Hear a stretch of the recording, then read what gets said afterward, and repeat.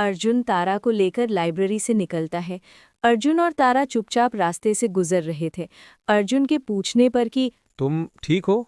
अगर चक्कर आ रहे हो तो मैं थोड़ा रुक जाता हूँ। तारा ने धीमे से कहा, नहीं, बस घर पहुंचना है। और अर्जुन ने लाइब्रेरी में हुई घटना के बारे में पूछना चाहा, पर चुप रहना ही बेहतर समझा।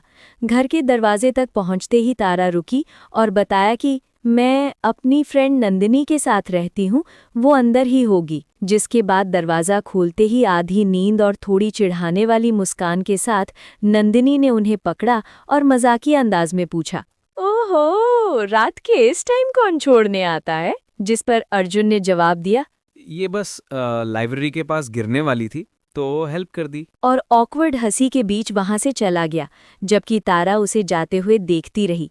पर उसके कानों में अभी भी वही लाइब्रेरी की पन्ने पलटते हवा सी आवाज गूंज रही थी। कमरे में नंदिनी को पूरी बात, पुरानी किताब, अपने आप पलटते पन्ने और वो शैडो, कोई मुझे देख रहा था, के बारे में बताने पर नंदिनी ने उसे पागल कहकर, हॉरर सीरीज कम देखा कर कहकर टाल दिया।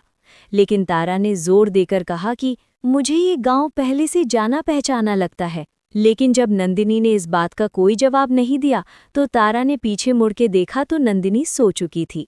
तारा भी लाइब्रेरी वाली बात सोचते सोचते सो जाती है। अगली सुबह गांव में हलचल मच गई जब हवेली से थोड़ी दूर पर एक आदमी बेहोश पड़ा मिला। उसका शरीर कांप रहा था और होठों पर सिर्फ एक नाम था, मीरा, मीरा। उसे सुनकर एक बूढ़े ने कहा कि पिछली बार भी किसी को यही नाम लेते सुना था। और हवेली की हवा फिर भारी हो चुकी थी। इसी बीच अर्जुन अपनी कंस्ट्रक्शन साइट पर सर्वे कर रहा था जब कीचड़ में उसका पैर किसी चीज से अटक गया।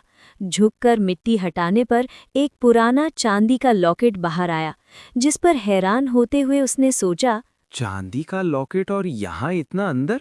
और धूल हटाकर लॉकेट खोलने पर उसे एक पुराना स्केच दिखा जिसमें एक मर्द और औरत थे, लेकिन धूल इतनी पड़ी थी कि चेहरे ऑलमोस्ट मिट ही चुके थे। और लॉकेट के पीछे एक निशान था, R&M। उसी पल एक ठंडी हवा अर्जुन के कान के पास से गुजरी, जैसे कोई अदृश्य चेहरा उसके बिल्कुल नज़दीक से झांक कर गुजरा हो। अर्जुन पलटा पर कोई नहीं था, पर हवा में वही बेचैनी थी। और गांव की कच्ची गली में हलचल मची हुई है। 2-3 लोग उस बेहोश पड़े आदमी को पकड़कर उसके घर की तरफ ले जा रहे हैं। वो आदमी अभी भी बड़बड़ा रहा है, मीरा, मीरा, मत जाओ। अर्जुन वहीं से गुजर रहा था। वो रुक गया और ध्यान से देखने लगा। उसके चेहरे पर सिर्फ सामान्य चिंता नहीं थी, बल्कि बहुत गहरी और डराने वाली बेचैनी दिख रही थी। उसने आगे बढ़कर एक बूढ़े आदमी से पूछा, जो हाथ में लाठी पकड़े सब देख रहा था, ये मीरा कौन है? किसी औरत का नाम है क्या? बूढ़ा आदमी धीरे धीरे अर्जुन को ऊपर से नीचे तक देखता है और उसकी आंखों ने डर की एक हल्की सी चमक उभर आती है। बूढ़े काका ने अर्जुन को कुछ पल तक देखा, फिर उसके चेहरे पर एक हल्की सी धीमी मुस्कान आ गई। वो मुस्कान ऐसी थी जैसे वो बहुत पुरानी बात याद कर रहा हो, कोई ऐसी बात जिसे वो भूलना भी चाहे तो भूल नहीं सकता।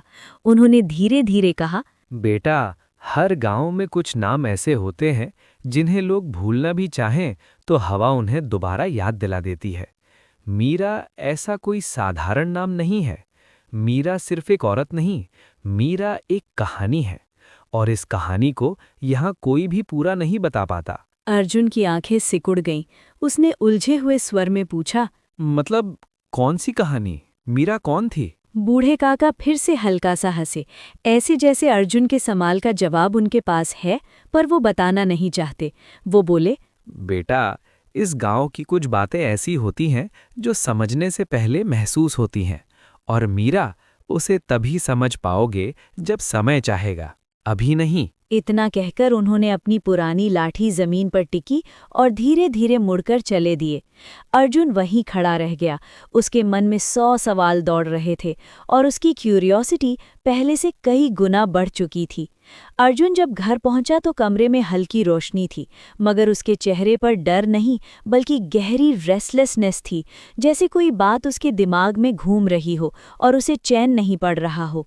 वो जूते उतारते हुए खुद से ही बड़बड़ाने लगा, जब से यहाँ आया हूँ सब उल्टा पुल्टा हो रहा है।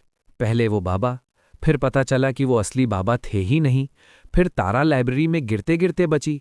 फिर वो आदमी बेहोश होकर मीरा मीरा बोल रहा था, और ऊपर से उस काका का अजीब सा जवाब। मीरा एक कहानी है, जब समय चाहेगा तब समझ आएगी। आखिर मतलब क्या है? कौन सी कहानी? अर्जुन गहरी सांस भरकर कुर्सी पर बैठ गया। तभी अचानक उसे याद आया वो चांदी का लॉकेट जो उसने कीचड़ में पाया था। वो लॉकेट निकाल लाया और देर तक उसे हाथ में घुमाता रहा। लॉकेट पुराना था लेकिन भारी था। उसमें जो स्केच था वो इतना धुंधला था कि चेहरे पहचान में नहीं आते थे। पीछे R&M लिखा था।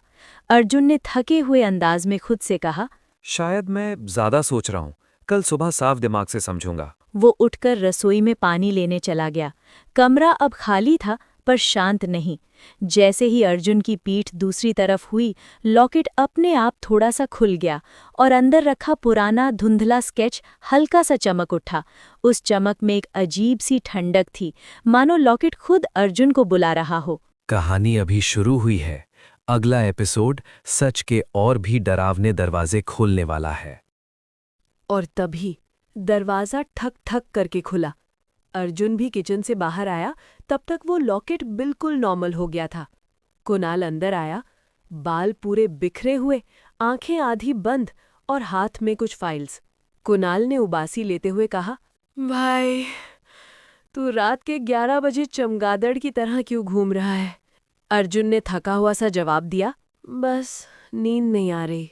कुणाल ने उसे ऊपर से नीचे देखा, फिर रसोई की खिड़की से बाहर झांका, जैसे कोई बड़ा राज पकड़ लिया हो। धीरे से बोला, कहीं तू किसी से फोन पर बात तो नहीं कर रहा था? छुपा तो नहीं रहा? अर्जुन ने माथा पकड़ा। नहीं यार, कोई नहीं है। कुणाल ने नजरें छोटी करते हुए कहा, झूठ बोल रहा है। तेरे चेहरे पर वही एक्सप्रेशन है जो हीरो का होता है जब वो रात में हवा में देखकर उसका नाम याद करता है। अर्जुन ने चिढ़कर कहा, कुछ भी मत बोलो, सिर दुख रहा है।